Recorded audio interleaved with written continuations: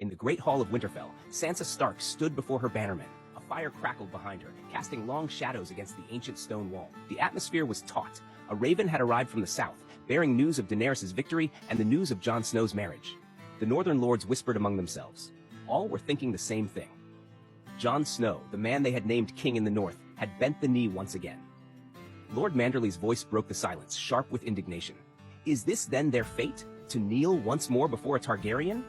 His words were bitter, heavy with the weight of generations lost under southern rule.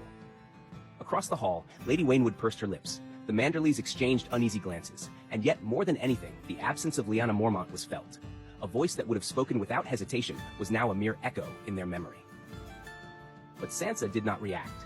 She let the words hang in the air, let the anger simmer, and allowed them to feel their own discontent before silencing it with a simple gesture.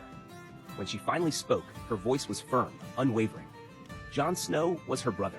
She trusted him with her life, but he did not bear the Stark name, and he was never destined to rule the North. Murmurs rippled through the lords. Some nodded in agreement, others hesitated, unable to let go of their doubts. Sansa stepped forward, her gaze sweeping the assembly, imposing her presence not through force, but through certainty. Then Lord Manderly spoke again. His voice was softer this time, yet just as resolute. He recalled the words once spoken by a fierce young girl, a reminder of who they were and what the North had sworn to. We know no king but the king in the North, whose name is Stark, not House Targaryen. A silence fell, long and tense. Then Lord Serwyn rose from his seat. His voice echoed through the hall, steady and assured. The North is yours, Lady Stark. One by one, the lords followed, some out of conviction, others out of resignation. But in that moment, one truth became undeniable. The North had made its choice, and it would not bend the knee. One by one, the other lords stood, placing their hands over their hearts, a silent vow louder than words. The North remembers, and the North will not yield. The dragon's shadow. But the news spread beyond the walls of Winterfell, into the shadows of the Dreadfort, into the halls of Carhold, and through the silent corridors of Castle Black. Some questioned, some doubted, fearing what this would mean. And in King's Landing, Daenerys Targaryen stood before a map of Westeros. Her fingers traced the contours of the North, pausing at Winterfell. Her expression was unreadable.